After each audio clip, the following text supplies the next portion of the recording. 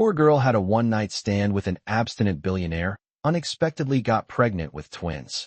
Hello everyone. Before we begin today's story, I have a small favor to ask. Please hit subscribe and turn on the notification bell so you never miss our channel's new videos. It is quick, free, and the best way to support us in bringing you more dramatic stories. Your support means the world to us. Where are you watching from? Drop your city or country in the comments below. Thank you very much. Now, let us return to our main character. The night the story truly began, Grace Miller stood at the entrance of a corporate penthouse high above Seattle. Her thrift store coat was still damp from the rain, and her fingers trembled as she clutched the tote bag that held her entire life. A phone with a cracked screen, a medical bill she had folded 4 times, and a printed ultrasound photo that she could not stop staring at. Inside the glass-walled meeting room, Alexander Cole waited for her. To the world, he was the abstinent billionaire, the man who never dated, never attended Hollywood parties, and never let a single rumor about his personal life slip past his icy professionalism. People whispered all kinds of theories about him, but none of them included something as reckless, as human, as having a one-night lapse of control. But Grace knew the truth. She was part of that truth. The elevator dinged behind her, nudging her forward. Her sneakers were still wet, leaving faint spots on the marble floor as she approached the long table where Alexander sat alone. He did not stand up, not immediately. He simply watched her, elbows on the table, fingers folded, jawline tight, as if bracing himself for impact. "Grace," he said quietly. Her breath hitched. She remembered that voice. The same voice that had said her name once before, on a stormy night, when both of them had been trapped in a broken elevator for hours.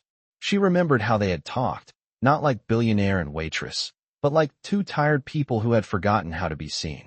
And she remembered how everything spiraled after that, too quick and too overwhelming for either of them to think clearly. She sat down, trying not to fumble with her sleeves. "You said it was urgent." Alexander pushed a stack of documents across the table. The thick folder slid toward her like a slow, heavy verdict. "I will get to the point," he said. "I know about the pregnancy. I know the children are mine. And I know what will happen to you if anyone else finds out before we are prepared." Grace's heart dropped. She felt exposed, as if every fear she had tried to bury had been laid out under these corporate lights. He continued, his tone steady but strained. "There is a way to protect you, to protect them, and to stabilize my position at the company before the board uses this situation against all of us." Grace blinked, her throat tightening. "Situation?" she whispered. The word tasted cold. Alexander took a measured breath and looked her in the eye with the seriousness of a man preparing to jump off a cliff. "Grace Miller," he said, "marry me. Call it a contract." The room went still. Grace stared at him, certain she had heard wrong. But there it was, a simple gold ring box beside the contract, a pen, and his expression that revealed nothing except determination carved into calm. She swallowed hard. "Marry you? Alexander, you do not even believe in relationships. The entire country knows you avoid anything romantic." "That was before," he said. "Before that night. Before the children. I take responsibility for what happened. And the board must not think I abandoned the mother of my children. If they do, Marcus will take control of the company, and thousands of employees and scholarship recipients will lose everything." Grace stared down at the papers. Clause after clause. No romantic obligations. No interference in each other's private lives. Separate bedrooms. 2 years minimum. Divorce after that, guaranteed. Financial security for the babies. Health insurance for her mother. A penthouse, a driver, a bodyguard, a controlled narrative for the public. It all looked practical, cold, predictable, safe. Except nothing about her life lately had been safe. Her mother's oxygen machine. Her landlord's eviction warning. The rising cost of prenatal appointments. 2 tiny heartbeats fluttering beneath her ribs. Her chest tightened. "You want a family for the press. A wife for corporate stability. Not me." Alexander exhaled slowly. For the first time, something vulnerable flickered behind his composed exterior. "I want to protect you," he said. "Even if the only way I know how is through paperwork. Not a declaration, not an apology, but a truth." Grace looked down at her trembling hands. She had never imagined her life becoming a negotiation table between wealth, power, and survival. Yet here she was, facing the man she never expected to see again, being offered a marriage she did not dare dream of, and also did not dare trust. Her voice cracked as she whispered, "If I sign this, what happens next?" Alexander leaned back, eyes steady. "Then we begin the performance," he said, "and we raise our children in safety." Outside, thunder rolled over the skyline, echoing the same sound she remembered from that night in the elevator. The night that turned two strangers into something neither of them fully understood. Grace took a deep breath. Some decisions rewrite entire lives, and this one was waiting beneath her fingertips. Grace did not remember how long she sat there in that glass room after Alexander made the proposal. Minutes felt like hours, and the city lights outside looked blurred, as if the entire skyline was holding its breath with her. When she finally stepped out into the hallway, the folder of documents felt impossibly heavy in her hands. The ultrasound photo inside it pressed gently against the cover, reminding her of the 2 heartbeats depending on every choice she made. She returned to her small apartment just after midnight. The building smelled faintly of old carpet and reheated noodles from someone's late dinner, a sharp contrast to the cold perfection of Alexander's world. The hallway light flickered twice before steadying. She slipped into the 1-bedroom unit she shared with her mother, trying not to wake her. But Donna Miller was still awake, sitting on the couch with the oxygen tube beside her cheek. She looked up with worried eyes the moment Grace entered. "Sweetheart, you look pale," she whispered. "Did you work late again?" Grace forced a smile, shrugged off her damp coat, and knelt beside her mother. "Just a long night, Mom. Nothing new." Donna touched her daughter's cheek gently. "You cannot keep living like this. You are doing too much." Grace wanted to respond, but the lump in her throat made her swallow instead. She looked toward the kitchen counter, where medical bills were stacked beside an overdue electricity notice. One strong gust of wind could probably knock the entire pile over. She thought of the penthouse. She thought of Alexander's voice saying, "I want to protect you, even if the only way I know how is through paperwork." For a moment, she allowed herself to imagine it. A quiet home, stable income, safe medical care, no landlord pounding on the door at 8 a.m. No threats, no fear. But then came the echo of the contract clauses. No emotional attachment. No expectations. No room for the part of her that still felt wounded that he had left without a goodbye after that night. Grace tucked a blanket around her mother and whispered, "Get some sleep, okay?" Donna nodded, unaware of the storm inside her daughter's chest. The next morning, Grace stood by the bus stop with a paper cup of coffee that had gone lukewarm before she could take more than 2 sips. The Seattle air was cold, heavy with the mist that clung to every railing and street sign. People rushed around her, bundles of coats and backpacks, unaware that her entire life was balanced on a contract locked inside her tote bag. Her phone buzzed. "Unknown number. I have arranged a car to pick you up. We should finalize the agreement today. AC." Grace stared at the message. Alexander always texted like he spoke, precise, emotionless, responsible to a fault. She typed and deleted 3 different replies before settling on one. "Okay." The car arrived exactly at 9. A sleek black sedan with tinted windows. The driver stepped out, greeted her politely, and held the door as she climbed inside. She gripped the edge of her tote bag as the city passed by in a quiet blur. When they reached the corporate tower, she followed the driver through the lobby. The building felt even taller and colder in the daylight. Marble floors, polished chrome, people in suits moving with direction and confidence. Every pair of eyes that landed on her made her feel like she had wandered into the wrong movie. At the top floor, the doors opened to a silent corridor. Alexander was already waiting, sleeves rolled up, phone pressed to his ear. He ended the call as soon as he saw her. "Grace, thank you for coming." His voice was steady, but there was something different today. Less distance, more gravity. He gestured toward the conference room, but Grace stopped just short of the doorway. "Before we do this," she said quietly, "I need to know something." Alexander paused. "What is it?" Grace met his eyes, steady despite the tremor in her hands. "If I marry you, will you be ashamed of me? Of where I come from? Of how little I have?" His expression shifted, not dramatically, but enough to reveal a crack in the armor he wore so rigidly. "No," he said, and this time his voice was not the voice of a CEO. It was simply a man trying to tell the truth. "The only thing I regret is that you were left to carry this alone for weeks. That was not fair to you." Grace felt the tightness in her chest loosen, just a little. Alexander continued, I know it is not a perfect solution, but it is the safest one. For you, for the twins, and for the work we have to protect. He pushed open the conference room door, and sunlight spilled across the long table. Beside the contract lay a new envelope with her name printed carefully on the front. What is that? She asked. A revised agreement, Alexander said. I removed the clause about the mandatory divorce timeline. I realized it was unnecessarily cold. Grace blinked at him. So you are saying I can choose when, or if, we end this?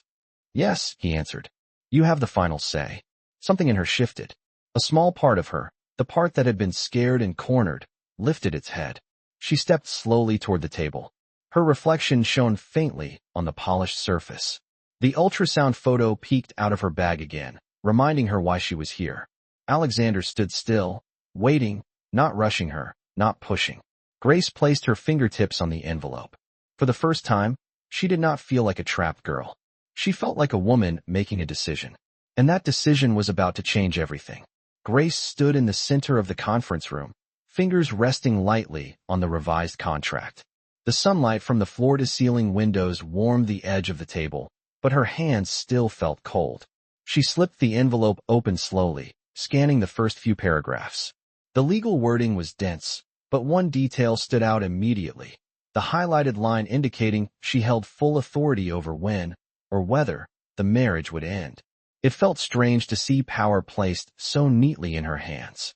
Strange and almost frightening. Alexander watched her quietly. He did not hover. He did not interrupt. He simply waited, as if the stability of an entire corporation depended on the time she needed to breathe. When she finally looked up, her voice was steady. You made a lot of changes. I made the changes you deserved, he said. Grace drew in a long breath. I need time to process all of this. I understand, Alexander replied. Come with me. I want to show you something. He walked toward the elevator, and she followed, her pulse thudding through her chest.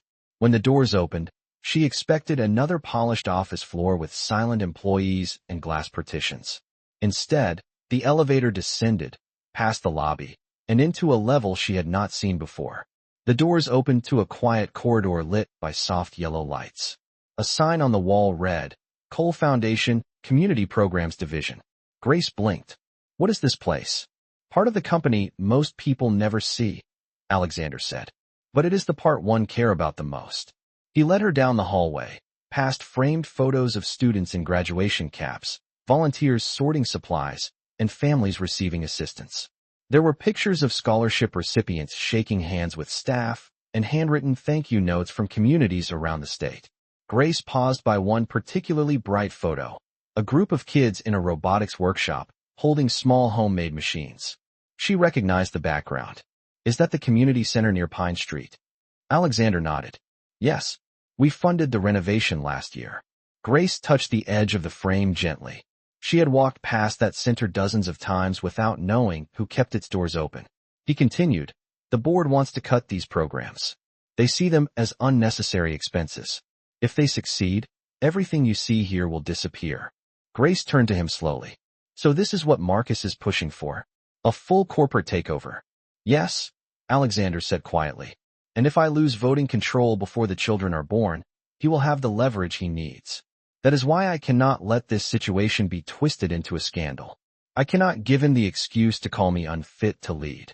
Grace folded her arms, absorbing each word with growing heaviness. You really take all of this on your own shoulders.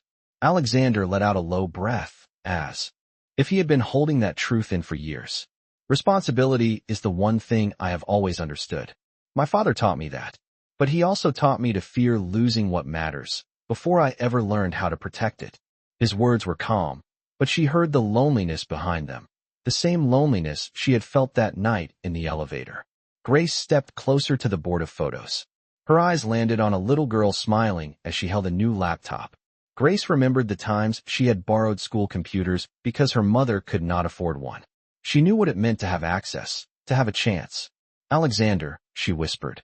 All these people, this is why you need the marriage. Yes, he said, but it is not the only reason.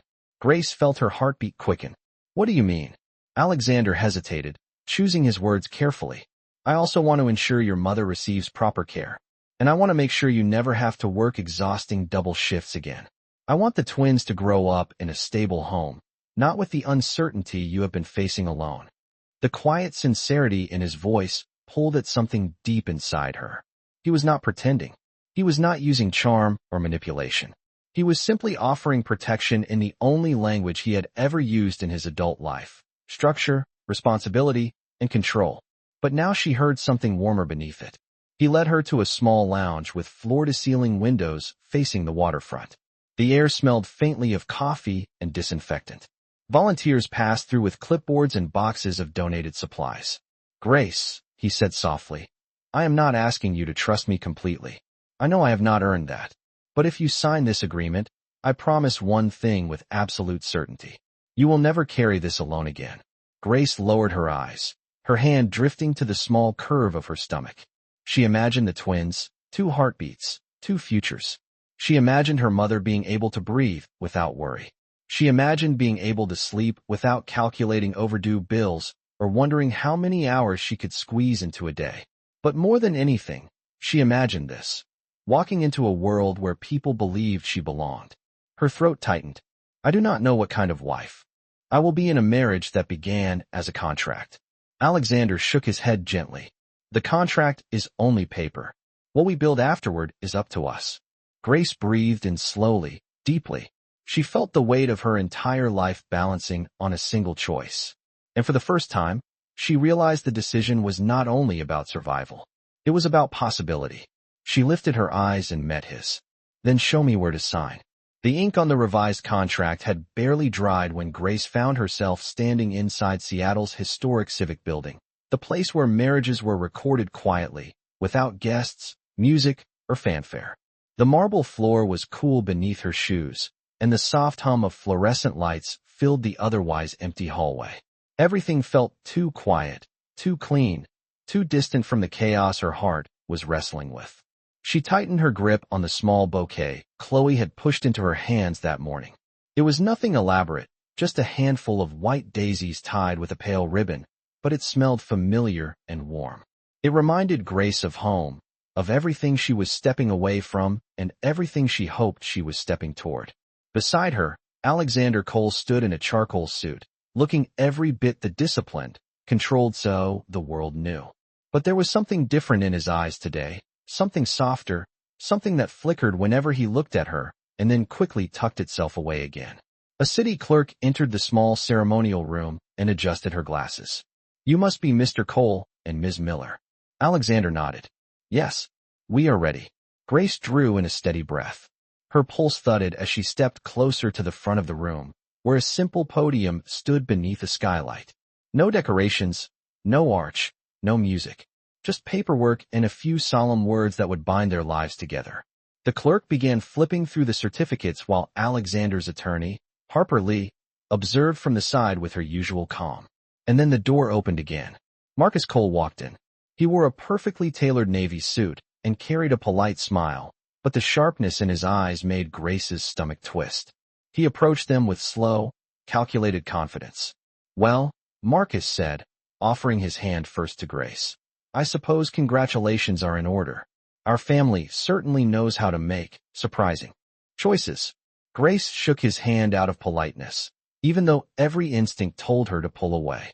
"Thank you," she said quietly. Alexander stepped slightly closer to her. A protective gesture, subtle but unmistakable. Marcus continued, "I must say, it is quite inspirational how quickly things escalated. Marriage can be such a powerful tool when used wisely." There was no mistaking the implication, and Harper narrowed her eyes at him. Alexander's expression hardened, his voice dropping into the tone he used when shutting down a dangerous proposal at the board table. "We are not discussing company matters today, Marcus," he said. "If you have something to say about the ceremony, say it. Otherwise, leave." Marcus lifted both hands in surrender. "Relax. I am simply here to witness. After all, this is a historic moment. The Empire heir finally takes a wife." Grace's cheeks warmed with embarrassment, but she held her posture. She reminded herself why she was here. For her mother, for her twins, for a future that did not involve eviction notices or impossible workloads. The ceremony began. The clerk cleared her throat, lifting the marriage license. We will proceed with the civil vows. Grace felt her heart pound, but she forced herself to focus on the words. The vows were short, almost painfully simple. No poetic promises, just legal affirmations spoken in steady voices.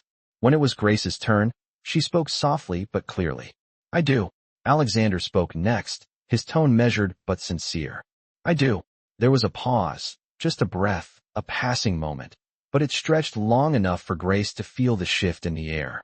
Alexander looked at her, truly looked at her, and something unguarded flickered across his features. Then the clerk said, Please exchange the rings. Harper stepped forward with a small velvet box. Alexander opened it, revealing 2 understated gold bands. No diamonds, no embellishment, just clean, warm metal that caught the light. Alexander gently took Grace's hand. His fingertips were cool, steady, and she felt an unexpected tremor run through her.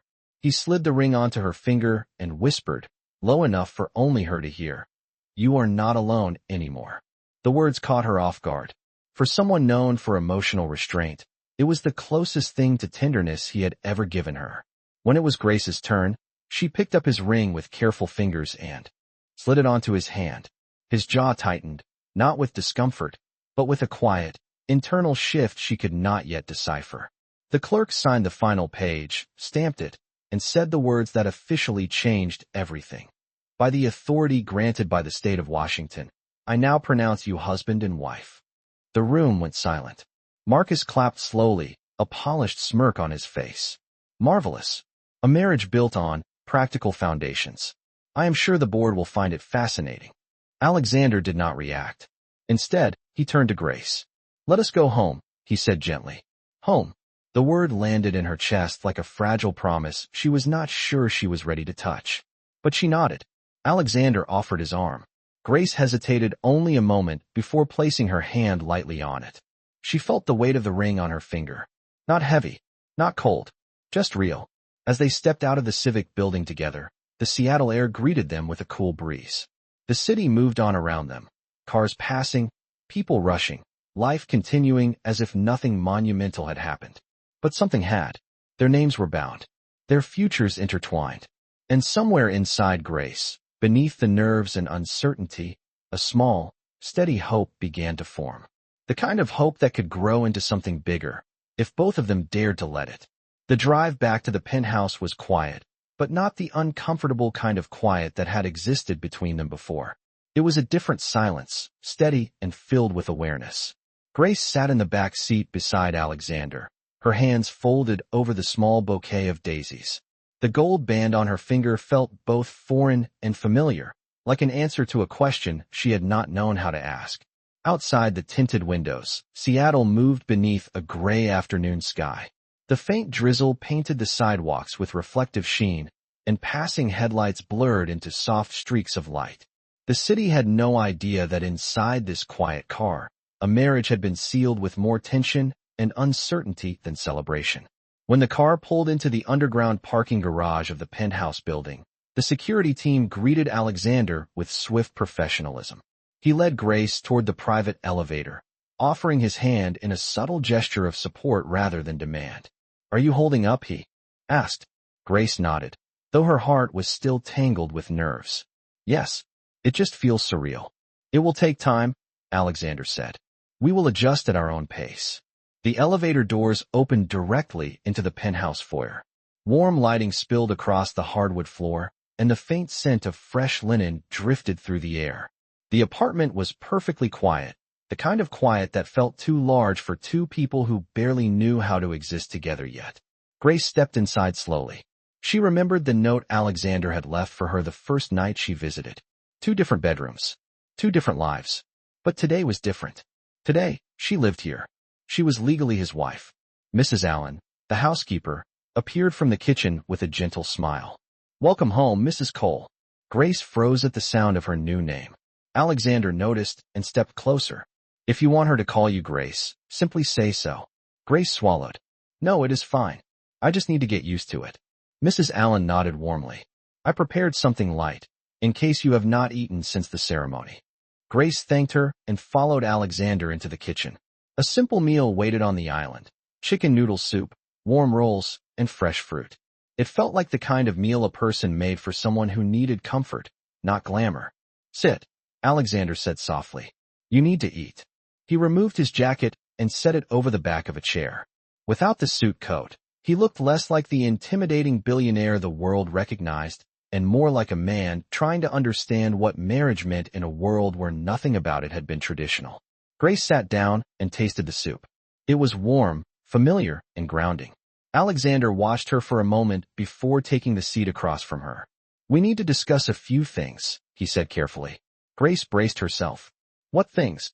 Schedules, public appearances, personal boundaries. He paused, searching her expression, but not all at once.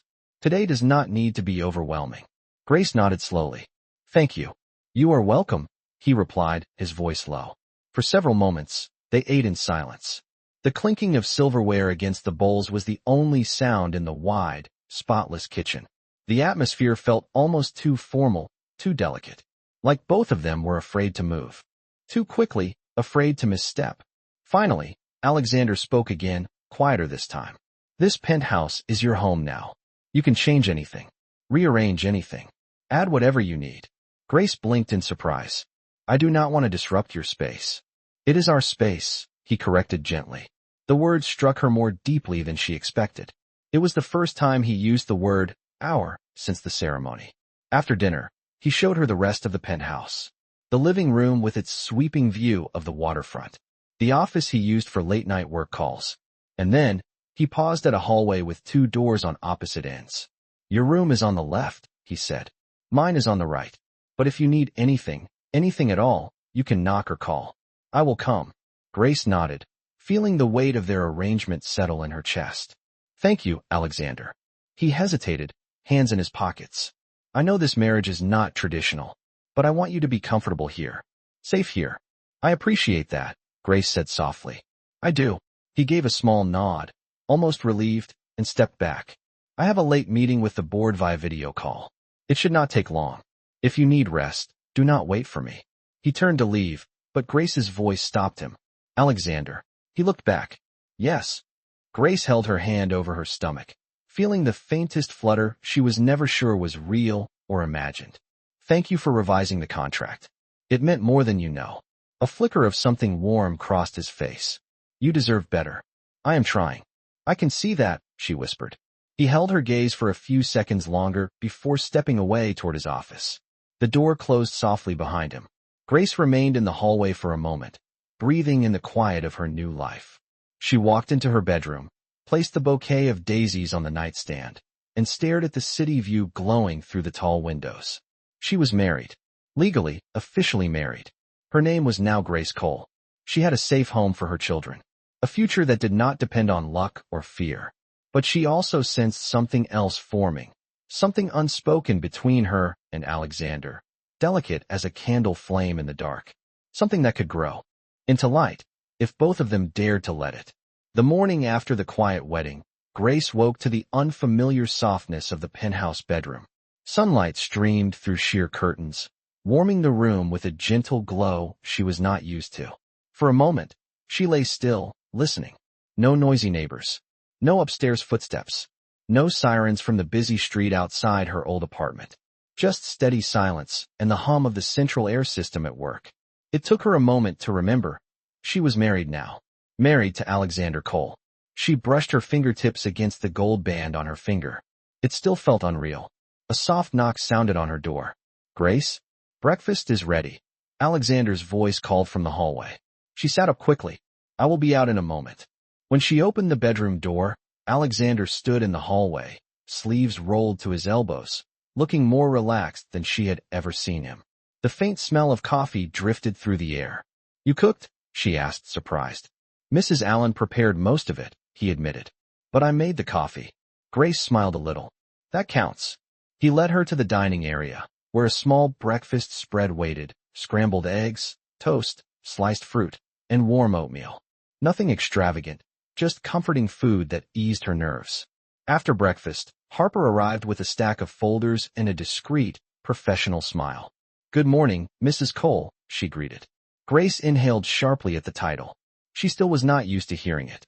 Harper is here to help with the preparations, Alexander explained. Preparations for what? Grace asked. For our first public appearance as a married couple, Harper answered. The media has been circling since last night, and the board expects a unified front. We need to craft the narrative carefully. Grace lowered her gaze. Right. Of course. Alexander stepped closer, his tone gentler than before. This will not be overwhelming. We will do it together. Harper set down the folders on the coffee table. We have drafted a simplified version of your story. How you met, how quickly things progressed, and why you chose a private ceremony. You do not need to memorize anything word for word. Just understand the emotional outline. Grace nodded, though her stomach tightened. I will try. You will do fine, Alexander said. The reassurance surprised her. He said it softly, with no trace of pressure or expectation. Harper continued explaining key points, outfits, press timing, and recommended responses. Grace listened carefully, taking notes, asking occasional questions. Alexander stayed beside her through every explanation, stepping in only when needed. When Harper finally left, Grace felt both overwhelmed and strangely steadier. Alexander walked her toward the living room window overlooking the city. If this is too much, you can tell me. I can shield you from most of it. Grace shook her head slowly. I want to do this right. For the babies. And for us. A quiet moment settled between them, the kind that did not need words. Later that afternoon, Alexander had to attend a brief internal meeting via video call. Grace stayed in the living room, scrolling through gentle prenatal advice on her phone, trying to calm the swirl of nerves inside her. When Alexander returned, his expression carried traces of frustration. She looked up immediately. Is everything all right? It is fine, he said, taking a breath. Just typical corporate tension. Marcus is pushing harder than usual. Grace hesitated, then asked carefully, is it because of the marriage? A small part of it, Alexander admitted. He believes I acted impulsively and therefore should not be trusted with major decisions. Grace frowned, but he does not know the full story. No, Alexander said, and he does not need to. The important thing is that I handle the situation without allowing it to touch you. Grace set her phone down. I am part of this now, Alexander. You do not need to shield everything. You can talk to me. He studied her for a long moment. You should not have to carry my burdens.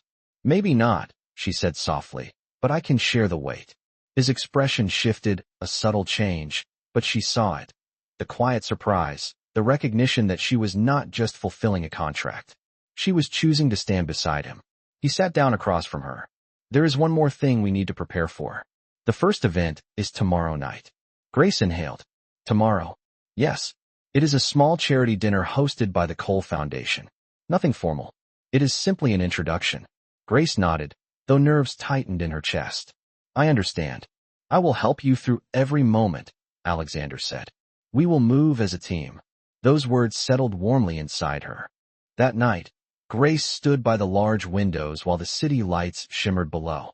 She heard Alexander walk into the living room, his footsteps slow and steady. Do you need anything? He asked. She turned toward him. No. I am just taking in the fact that my life has changed so quickly. Alexander exhaled, his tone softer than she had ever heard it. I know, but you are not navigating it alone. Grace nodded. Not anymore. He seemed about to step closer, then stopped himself. If you need rest, get some sleep. Tomorrow will be important. Grace offered a small smile. Good night, Alexander. Good night, Grace. She returned to her room, closed the door quietly, and sat on the edge of the bed. The ring on her finger glowed under the soft lamplight. This marriage had begun as a contract, but something new was forming between them, slow, cautious, and real enough to make her heartbeat flutter in a way she could not yet describe. Grace spent most of the next day preparing for the charity dinner with a quiet determination she had not realized she possessed. The penthouse was calm that morning, sunlight spreading gently across the living room floor as she practiced the points Harper had taught her. How to greet donors. How to respond when asked about the sudden marriage. How to stand close enough to Alexander to appear united, yet not so close that it looked forced. She repeated the lines under her breath, her hands unconsciously resting on the small curve of her stomach. She wanted to do well. She wanted the twins to be proud someday. But more than anything, she wanted to stand beside Alexander in a way that strengthened him, not added weight to the battles he already carried. By late afternoon, her nerves were climbing. Alexander knocked on her door just as she was adjusting the simple navy dress Mrs. Allen had helped her choose. He stepped inside, looking composed and sharp in a tailored black suit. For a moment, he simply looked at her, the tension in his shoulders softening. "You look perfect," he said quietly. Grace exhaled, touched by how sincere he sounded. "Thank you. I hope I do not disappoint anyone." "You will not," Alexander replied. "And you will not disappoint me." The warmth in his voice steadied her more than any rehearsal could. They arrived at the Cole Foundation's private event center just after sunset. The glass building glowed softly from within, casting warm light onto the sidewalk. Inside, the atmosphere hummed with conversation, quiet laughter, and the clinking of glasses. Grace's breath caught when they entered. She recognized some faces from news articles, donors, board members, community leaders, and they all turned when the couple walked in. Alexander immediately adjusted his pace to match hers. He offered his arm. She placed her hand on it carefully, drawing strength from the steady confidence behind every step he took. "Remember," he murmured softly, "we move together." They approached the first group of guests. A board member leaned forward with a bright smile. "Mr. Cole, congratulations on your marriage. And Mrs. Cole, welcome to the family of the foundation." Grace returned the smile, though her heart pounded. "Thank you. It is a privilege to be here." Alexander's hand gently tightened around hers, an unspoken reassurance that she was doing well. Across the room, a photographer lifted a camera. The flash went off, capturing the moment. Grace blinked, startled. Alexander leaned closer. "It is normal. Just follow my lead." And she did. For the next hour, they moved through the crowd side by side. Grace listened, engaged in conversations, and offered genuine smiles. She felt nerves, yes, but also a growing confidence each time she saw Alexander glance toward her with subtle approval. Then came the moment she had been dreading. A donor at the table asked, "So, how did you two meet?" Grace felt her breath catch for half a second, but she remembered the guidance. A softened truth, not the full story. She lifted her chin. "We met on a night when both of us were having a difficult day. We ended up talking longer than we expected. It felt unexpected, but meaningful." The donor smiled warmly. "Sometimes the best things happen by chance." Alexander looked at Grace with an expression she could not quite read, something between admiration and quiet disbelief that she had handled it so gracefully. As the dinner continued, she noticed the way people watched them. Not with doubt, but curiosity. Acceptance even. She felt herself relax into the evening. Until she saw him. Marcus. He stood near the back of the room, speaking with a few board members, his expression polite, but his eyes sharp. When he noticed Grace looking his way, he lifted his glass slightly in. A gesture that was more challenge than greeting. A chill slid down her spine. Alexander followed her gaze and stiffened. He leaned closer, speaking low. "Do not pay attention to him." Grace nodded, but she still felt the unease lingering. Moments later, Marcus approached them with calculated ease. "Alexander." "Grace. Enjoying the evening?" Alexander's jaw flexed. "Yes." "The foundation seems pleased." Marcus gave a thin smile. "I am sure they are. It is always interesting to see how quickly public perception can shift with the right presentation." Grace felt the sting of the remark, but Alexander stepped slightly in front of her, shielding her from the brunt of the insinuation. "This is not the place," Alexander said firmly. Marcus's smile widened. "Of course. But you should know, the board is curious about the speed of this union, especially considering your well-known aversion to relationships." Alexander's voice dropped, cold and controlled. "We will discuss this at the next meeting." Grace watched the tension build between them, a tension sharp enough to cut the air. Marcus offered a mocking bow and walked away. She turned to Alexander. "I am sorry. I did not mean to attract attention." "You did nothing wrong," he said. "He is using the marriage to create doubt. But he will not succeed. But he is making the board question you." "He has been doing that long before you entered my life," Alexander replied. "You are not the cause of Marcus's ambition." Grace nodded slowly, but worry still flickered in her eyes. Alexander noticed. He softened. "If anything, tonight proved something important. You handled yourself with strength and grace. You helped our narrative more than you realize." Her breath eased. "I hope so." They stayed for another hour, navigating the final conversations with steady teamwork. And with each step, each shared glance, Grace felt the shift between them grow stronger. By the time they returned home, her nerves had transformed into something warmer, something like belonging. As the elevator doors closed behind them, Alexander turned toward her. "You were remarkable tonight," he said softly. Grace lowered her eyes, a shy smile tugging at her lips. "I was terrified." "Maybe," he said, "but you never showed it.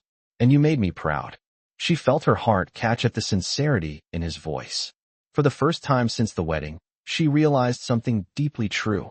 Maybe the marriage had begun as a contract, but tonight they had acted like partners, like a couple finding their rhythm, like two people beginning to trust the space between them. And that felt more powerful than any signature on paper. The next morning, Grace woke earlier than usual, her mind still replaying pieces of the charity dinner. The warm smiles, the uncertain glances, the way Alexander had subtly guided her through every interaction. And the moment he told her she made him proud.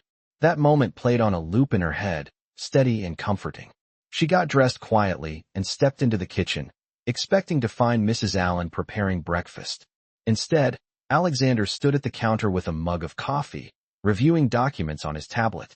He looked up immediately when he heard her footsteps. "Good morning, Grace." "Good morning," she replied, surprised by how natural the greeting felt now. He poured a second cup of coffee and handed it to her. "We have a few hours before the board meeting. If you need anything, tell me." Grace nodded. "I will be fine. Thank you." But as the morning progressed, an unsettling feeling crept into the air. Grace could not pinpoint it at first.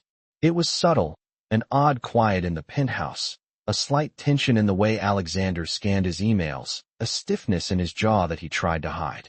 Around 10 o'clock, Harper arrived unexpectedly. "Alexander," she said, holding a folder, "we need to talk. Now." Her tone was low, urgent. Grace stepped back, not wanting to intrude, but Alexander gestured for her to stay. "It concerns both of us." Harper opened the folder on the kitchen island. Inside were printed screenshots, headlines, and photos, dozens of them. Grace's heart dropped. The top headline read, "Is Grace Miller the reason behind the billionaire's sudden marriage?" Another one said, "From hotel employee to Mrs. Cole, a strategic move or something more?" Grace's stomach twisted as she kept scanning the page. The articles dug into her old apartment building, her mother's medical situation, and even her former jobs. Some posts speculated about her motives. Others questioned whether she had manipulated the situation. It felt invasive, sharp, and cruel. She swallowed hard. How did they get all of this? Harper exhaled. Someone leaked it. Someone with access to internal records and company contacts. Grace did not need to ask who. She felt the answer settle inside her chest like ice. "Marcus." Alexander's expression darkened, his voice sharpening. "He is accelerating his strategy." Harper nodded. "This leak is designed to frame Grace as the unstable element. If the board believes she is damaging your reputation, they may push for a review of your leadership." Grace felt her breath shorten. "I did not do anything wrong." Alexander stepped closer, his voice firm. "I know. This is not your fault." Harper added, "The timing is deliberate. It is meant to create doubt right before the board meeting." Grace looked at Alexander, her voice barely audible. "What do we do now?" "We control the narrative," he said. "We make it clear that we stand together." Grace swallowed, the weight of everything pressing on her. "I can handle people talking about me, but I do not want to hurt your position." "You are not hurting me," Alexander said firmly. "Marcus is." Harper closed the folder gently. "I suggest Grace stays home today. The building is secure. I will handle the press outside." Grace hesitated. "Should I not come to the meeting? I could speak for myself." Alexander shook his head. "Not today. This meeting may get heated. I need you safe." Something in the way he said that, quiet, protective, with an edge of urgency, made her chest tighten. He added, "But later, when the time is right, we will address the rumors together." Grace nodded, though she felt the sting of helplessness.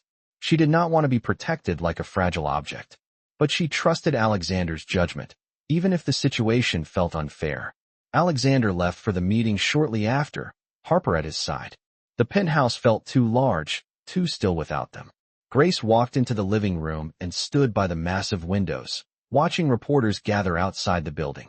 Some held cameras. Others held microphones. She hugged her arms around herself, fighting the rising anxiety. Her phone buzzed. A message from an unknown number. Do you really think marrying him will change your life?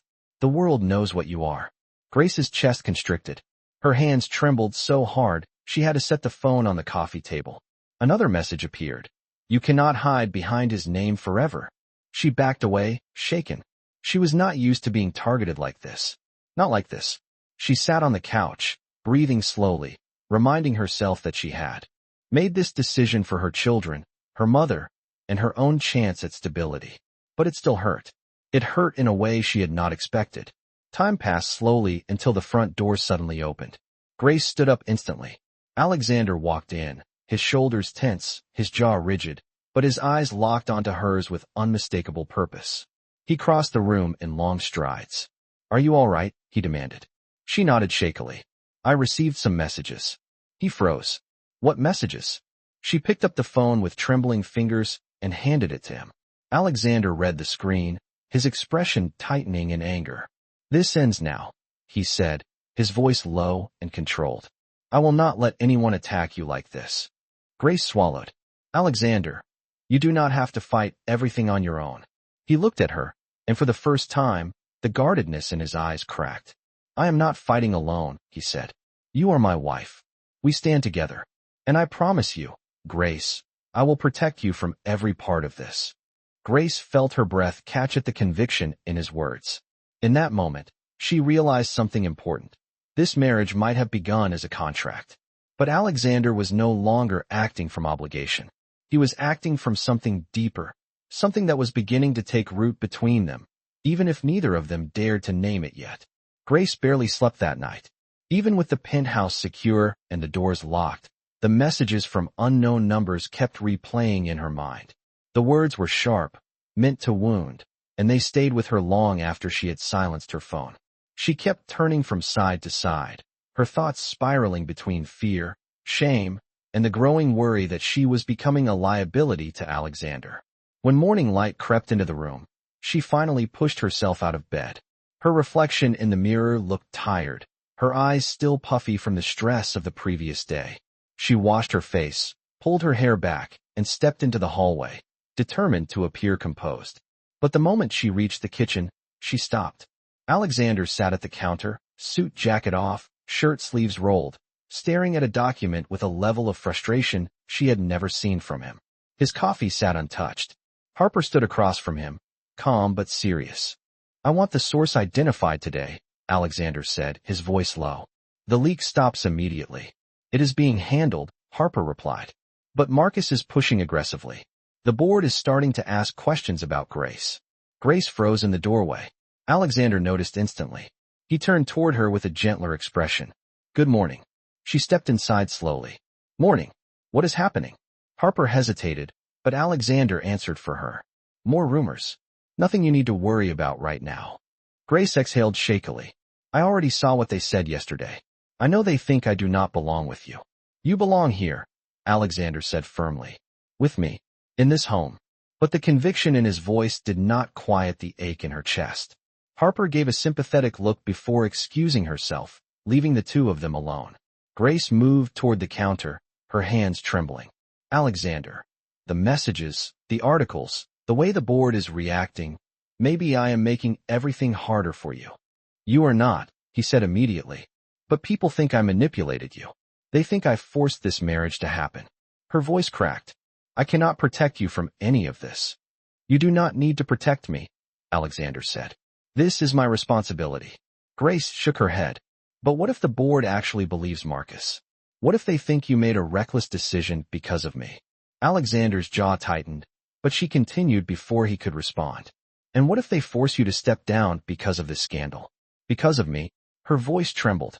I do not want to be the reason you lose everything you have built.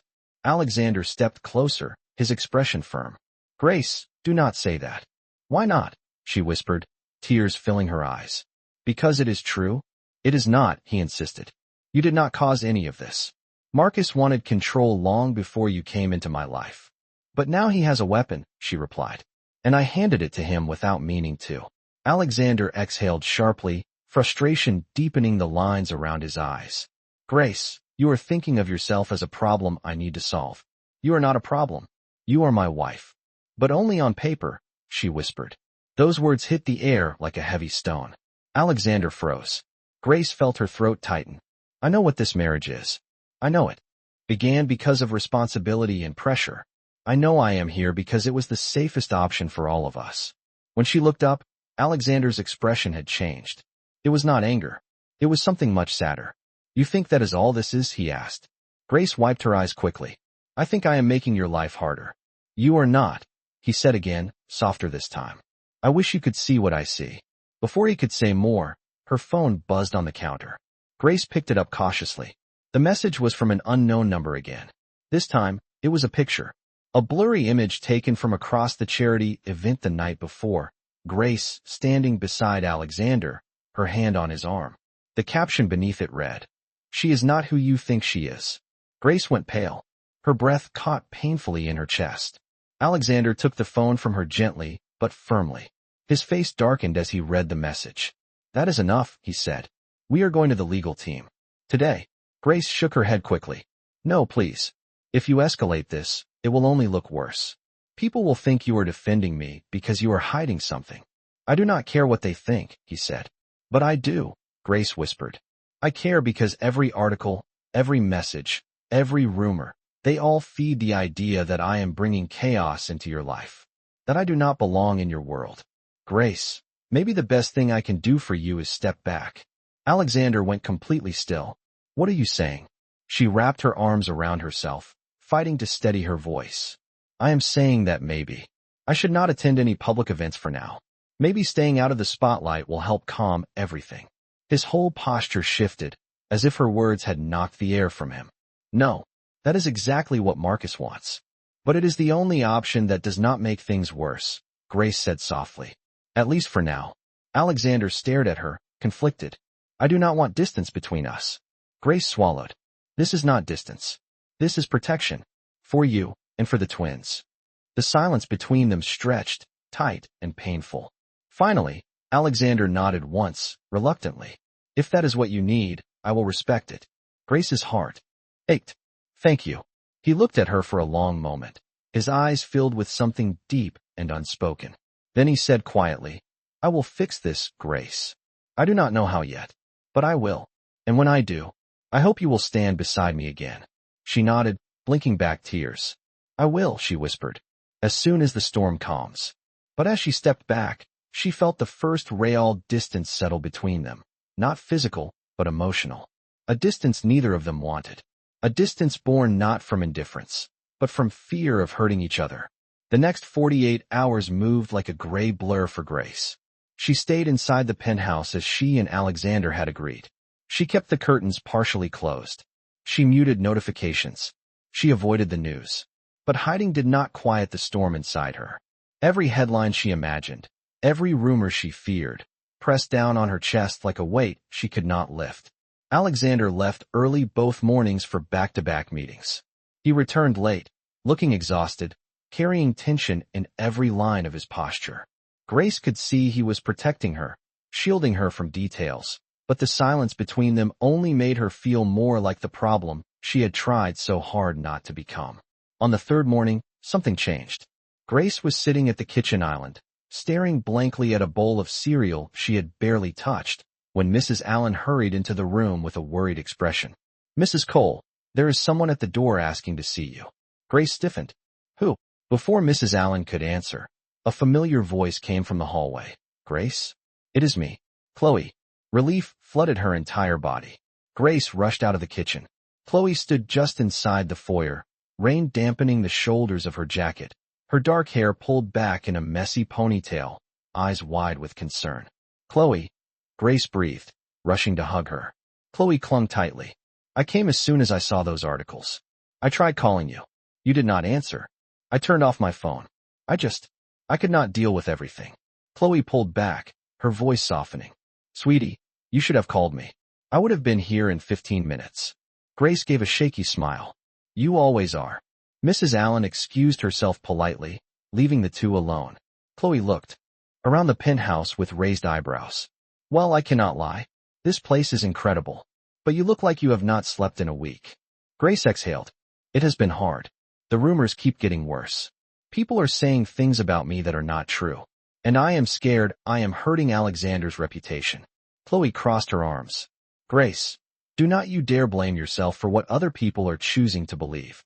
It is not just that, Grace whispered. The board is questioning him. Marcus is pushing harder every day. And I asked Alexander for space because I thought it would protect him. But I think it only made things harder. Chloe frowned deeply. You asked for space? Grace nodded. Just for events. Just until things calmed down. Chloe sighed. Grace, you are both trying to protect each other so much that you are hurting yourselves. Grace's eyes stung. I know. I just want to do the right thing. Chloe softened her tone. Then maybe you should not do it alone. Before Grace could respond, the penthouse door opened again. Alexander stepped inside. Rain on his coat. Stress etched across his features. He froze when he saw Chloe. Oh, he said, surprised. I did not know we had company. Chloe stepped forward with a firm handshake. Chloe Rivera, Grace's best friend. And I am here because she needs support. Alexander nodded respectfully. I am glad you are here. She should not go through this by herself. Grace looked between them, feeling a strange mix of comfort and guilt. Alexander removed his coat, his voice shifting to a serious tone. Grace, we need to talk. Something happened at the office. Her pulse quickened. What is it? He moved closer, placing a folder on the kitchen island. Marcus presented the leaked articles to the board as evidence that I acted irresponsibly. He claimed the marriage was impulsive and damaging to our corporate stability. Grace swallowed hard. And what did the board say? Alexander's jaw tightened. Some members agreed with him, but others pushed back.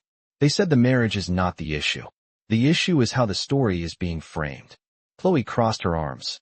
Which Marcus manipulated. Exactly, Alexander said. But the board wants clarity. They asked for a statement from both of us. Grace's breath caught.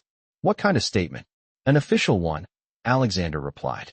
Something that explains our decision in a way that is honest, consistent, and removes fuel from Marcus's narrative. Grace felt her throat tighten. So they want the truth? They want enough truth to stabilize the situation, Alexander said gently. But I made one thing clear. No one forces you to speak unless you want to.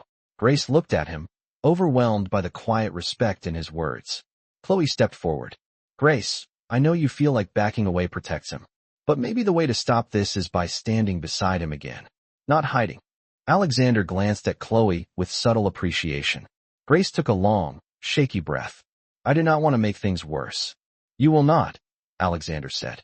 But if you truly do not want to do this, I will support your decision. Grace looked down at her hands.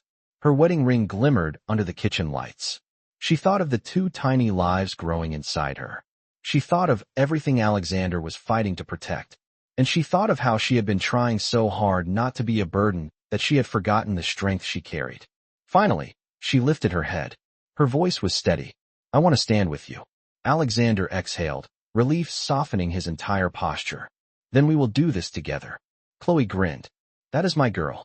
Alexander added one more piece of news. There is a board meeting tomorrow, and Marcus will be there. If we want to stop him, that will be the moment. Grace's heart thudded. What do you need from me? Alexander met her gaze with something strong and steady. Just your truth. And your presence. And for the first time in days, Grace felt a spark of her confidence return. Not as a contract wife. Not as a rumor or a headline. But as someone who had a right to stand beside the man who had chosen her, and whom she was beginning to choose back. The morning of the board meeting arrived heavy with anticipation. Grace woke early, long before the alarm, her mind already spinning with everything that might happen. Today would determine whether she and Alexander could finally control the narrative, or whether Marcus would push him one step closer to losing everything he had built. She dressed slowly and carefully, choosing a modest cream blouse and a soft blazer that Mrs. Allen had helped her steam. The night before, she stared at herself in the mirror, trying to steady her heartbeat. A quiet knock sounded. Grace. Alexander's voice came from the hallway. Are you ready? She opened the door. He stood there in a crisp navy suit, his expression composed but tight around the edges. There were faint signs of exhaustion beneath his eyes, but something else too. Determination, steady and unwavering. You look perfect, he said, softer than usual. You always say that. she whispered, though her cheeks warmed at the compliment. It is always true, he replied. They made their way to the kitchen, where Chloe waited with a travel mug of herbal tea and her usual fierce energy. I am coming with you, Chloe announced. I will not sit here wondering what is going on. Grace squeezed her friend's hand. Thank you. Alexander nodded in approval. Good. Grace needs support today. Chloe smiled proudly. Then she will have it. The drive to the headquarters was silent except for the low hum of the engine. Grace sat beside Alexander in the back seat, their hands resting close but not touching. She could feel the tension in his posture. Each mile brought them closer to the confrontation he had been trying to delay for weeks. When they entered the building's lobby, everyone seemed to stop and stare. Employees whispered softly, their eyes following the couple as they walked hand in hand toward the private elevator. Grace felt her heart hammering, but Alexander tightened his grip gently. You are not alone, he murmured. Inside the elevator, Grace exhaled shakily. I am scared. I know, Alexander said, his voice a low promise. But you are stronger than you think. And I am with you. The elevator doors opened onto the executive floor. The boardroom was already filled when they stepped inside. 12 longtime board members sat along the polished table. Marcus stood near the end, flipping through documents with an expression that bordered on smugness. When they entered, all eyes turned toward Grace. She felt exposed, pregnant, scrutinized, and judged, but Alexander stepped slightly in front of her, shielding her from the weight of the room. Thank you all for joining us, he said. Before we begin, there is something I want to clarify. Marcus closed his folder with a sharp click. Yes, Alexander. We are all eager for clarification, especially considering the complicated circumstances of your marriage. Few board members shifted uncomfortably. Grace felt her stomach twist, but she stayed silent. Alexander remained calm. There is nothing complicated. Grace is my wife. She is an important part of my life, and she will not be disrespected. Marcus smirked. Of course, but the board has concerns. A rapid marriage, rumors swirling, leaked information, leaked by whom? Alexander asked pointedly. Marcus's smile tightened. The room fell silent. Alexander continued. This meeting is not to dissect my marriage. It is to address the leak that endangered not only my family but the integrity of the company. One of the board members, an older woman named Evelyn Brooks, leaned forward. Mr. Cole, the situation is delicate. The press coverage has raised questions about public trust. We need reassurance that your personal life will not undermine our foundation's mission.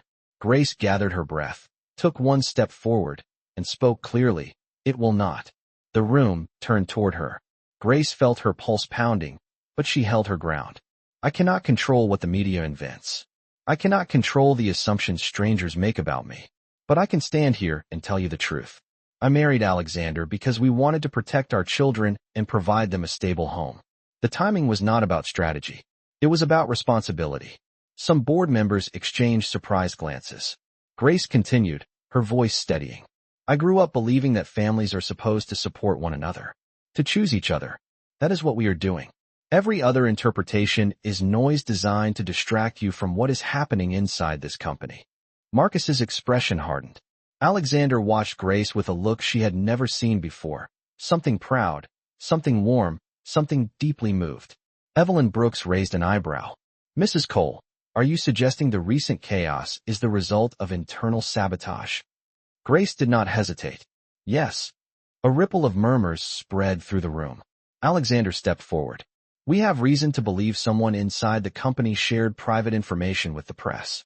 Information only accessible through internal channels. His gaze landed directly on Marcus. We intend to find out who. Marcus lifted his chin. That is a serious accusation. And it will be taken seriously, Alexander said. A full investigation is already underway. Several board members nodded in agreement. Grace saw Marcus's jaw tighten. Alexander continued. But today's meeting is not about division. It is about unity. Grace and I are a team. We stand together. And we will continue supporting the work this company does for the community, no matter what narrative the outside world tries to create. Grace felt his words like a steadying hand on her heart. Evelyn Brooks looked over her glasses at the room. I believe this clarifies more than expected. Unless there is further objection, I suggest we move forward with scheduled agenda items. The board murmured in approval. Marcus clenched his fists but said nothing. For the first time in days, Grace felt the tension in her chest loosen. Not because the threat had disappeared, but because she and Alexander had faced it together. As the meeting adjourned, Alexander took Grace's hand and led her out of the boardroom. The hallway felt clearer, brighter, almost lighter. "Grace," he said softly, "you were extraordinary." She smiled, overwhelmed. "I just told the truth." "You did more than that," he replied. "You gave them a reason to believe in us." Their eyes met, and something unspoken passed between them, stronger than duty, deeper than convenience. Something that felt dangerously close to real. After the board meeting, everything felt different. Not resolved, far from it, but realigned, as if the gravity in Alexander's world had shifted just a few degrees. Enough for the storm to feel survivable. Enough for the two of them to breathe again. Grace walked beside him through the quiet hallway, her steps slow, her emotions still settling like dust after an earthquake. The meeting had been intimidating, overwhelming, and yet somehow empowering. She had spoken for herself, for her children, and for the man walking silently beside her. When they stepped outside, the Seattle wind brushed against her face. The sky was cloudy, but there was a softness to the light that made everything seem calmer than it had in days. Alexander held the door of the car for her. She climbed inside, and he followed, instructing the driver to take them home. For a long moment, neither of them said anything. The silence felt heavier than usual, but not uncomfortable. It was the kind of quiet that came after surviving something together. Finally, Alexander turned slightly toward her. "Grace," he said softly, "what you did today, it changed everything." She swallowed. "I just told them what was true." "Not just that," he replied. "You stood in front of people who were ready to pick apart your life, and you refused to let them rewrite your story. You showed them who you really are." She exhaled slowly, unsure how to respond. The car eased into traffic, city lights flashing through the windows. Grace looked at her hands, twisting her wedding ring unconsciously. "I was terrified." "I know," he said, "but you did it anyway." A warmth spread through her chest at the pride in his voice. They rode the rest of the way home in thoughtful quiet. When the elevator opened into the penthouse foyer, the soft lights felt like a welcome change from the harsh scrutiny of the boardroom. Mrs. Allen greeted them, but sensed the emotional weight hanging between them and quietly excused herself. Chloe, who had been waiting anxiously on the couch, stood up immediately. "Well, how did it go? Did they listen to you? Did anyone cry? Did someone throw a chair?" Grace laughed, a small, tired laugh, but a real one. "No chairs were thrown, but it went better than I expected." Alexander nodded. "The board accepted our statement. For now, the situation is stable." Chloe let out a dramatic sigh of relief. "Good. Because I swear, if one more person called you an opportunist online, I was going to lose it." Grace smiled, but the exhaustion hit her all at once. Chloe noticed immediately. Okay. That is my cue to leave before you pass out standing up." She hugged Grace tightly. "Call me if you need anything." "Anything." "I will," Grace whispered. Chloe glanced at Alexander with a warning look. "Take care of her, please." "I will," Alexander said simply. After Chloe left, the penthouse went quiet again, except for the faint hum of the city below. Grace and Alexander stood near the expansive windows overlooking the waterfront.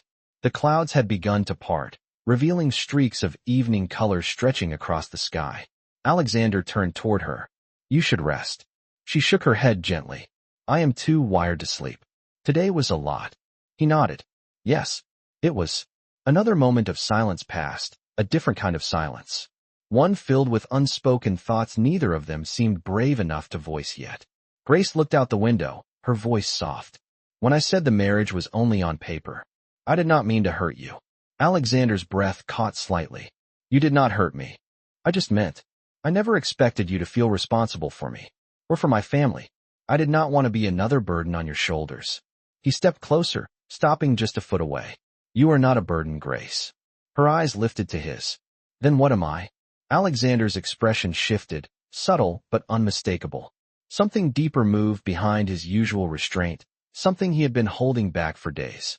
"You are the woman I married," he said quietly. "The mother of my children. And someone I respect more than you realize." Grace felt her breath tremble at his words. "And," he continued, his voice lower, You are becoming someone I cannot stop thinking about. Her heart stumbled. For a moment, neither of them moved. The space between them felt charged, delicate, and impossibly fragile. Grace's pulse quickened, not from fear, but from the growing truth she could no longer deny. Alexander, she whispered. He stepped half a pace closer, not touching her, but close enough that she could feel the warmth of him, close enough that her breath hitched. But then he stopped. His jaw tightened, not with coldness, but restraint. I do not want to cross a line you are not ready for, he said softly. This marriage began as a contract. I will not take advantage of confusion or pressure. Grace swallowed. I am not confused. His eyes searched hers gently, carefully. Then tell me what you are feeling. Her hands trembled slightly at her sides. I am feeling safer when you are close. I am feeling like today meant something. And I am feeling like this distance we put between us is hurting more than helping. His breath deepened, his eyes softening in a way that made her chest tighten. Grace, he said quietly, you can tell me anything. She took one small step forward, closing the space between them to only inches. I do not want distance, she whispered. For the first time, the guarded wall behind Alexander's eyes cracked fully, revealing warmth, longing, and a truth he had tried to bury under responsibility. He exhaled deeply, as if he had been holding that breath for weeks. Then he said, barely above a whisper, neither do I. The room felt still, the world narrowing to the fragile understanding growing between them. Something no contract had written, no rumor could erase, and no critic could define. Something quietly, undeniably real. The space between them stayed quiet, warm, and charged with everything they had finally allowed themselves to admit. Grace felt the weight of the past weeks, the fear, the rumors, the pressure, begin to loosen as she stood only inches from Alexander. For once, she did not back away, and neither did he. He spoke first, his voice steady but threaded with emotion. Grace, I want to be honest with you. The contract protected us, yes. It gave the board what they needed. But somewhere along the way, it stopped feeling like an arrangement and started feeling like, he paused, searching for the right words, like something I am afraid to lose. Grace felt her breath tremble. I am afraid too, she admitted. But not of you. I am afraid of trusting something that feels this fragile and this important. Alexander nodded slowly. Then we take it one step at a time. Together. Before she could respond, his phone buzzed on the table. He frowned slightly and checked the screen. A message from Harper. He exhaled. The internal investigation results are in. Grace's heart tightened. And Alexander stepped closer, his voice lowering. It was Marcus. He used his assistant's access to pull private records and feed them to the press. Harper has documented every detail. Grace felt a wave of disbelief and anger. So everything that happened, all the humiliation, all the fear, it came from him? Yes, Alexander said. And the board knows. They called an emergency session. They are voting to remove him from strategic authority and suspend him pending legal action. Grace covered her mouth, overwhelmed. It was not triumph she felt, but relief, steady, clean relief. Alexander gently took her hands. Justice is not always fast, but it is happening. And you did nothing wrong. You never did. Tears filled her eyes, not from pain but release. I just wanted to protect you. And I wanted to protect you, he said softly. But I forgot something important. Protection does not mean distance. It means standing together. Grace's voice wavered. Together sounds right. Alexander let out a breath that sounded like he had been holding it for a lifetime. Then let me show you something. He guided her to the living room, where the city glowed beneath them. He placed a gentle hand on her belly. Careful, respectful, and full of sincerity. I will protect them, he said. And I will protect you. Not because of a contract. Because it is what I choose. Every day, Grace felt something inside her settle, solid and sure. And I choose you, she whispered. Not because I have to. Because I want to. The words lifted a weight off both of them. It showed in the softened line of Alexander's shoulders, in the way his eyes warmed with something unmistakably real. He held her hands, grounding her. No more hiding, he said. No more stepping back to avoid being a burden. You are my partner. You belong here. With me. Grace nodded, her voice firm. And you are not alone anymore. Outside, the sky began to open, letting shafts of late sunlight stretch across the waterfront. It felt like a new beginning, one not built on fear or rumor or obligation, but on choice and truth. As they stood together, hands intertwined, the city below seemed quieter, gentler, as if the world itself had decided to let them breathe. Their marriage had begun as necessity, but now it was becoming something stronger, deeper, and rooted in a promise neither of them had expected to find. A future built not on a contract, but on commitment. Not on pressure, but on trust. Not on fear, but on love slowly, steadily taking shape. And this time, they would face everything ahead not as strangers bound by paper, but as partners, stepping forward as one.